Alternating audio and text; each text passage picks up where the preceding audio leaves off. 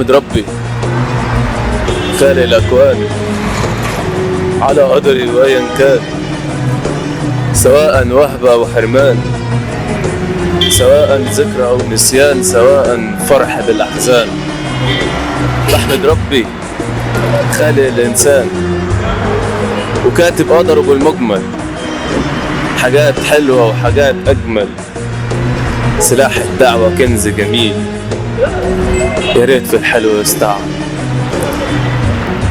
مطلع قصتي مديح، بمدح في طه الزين، جد الحسن جد الحسين، وافرح في كل اتنين وادعي ونادي يا رب تجمعنا بالصالحين.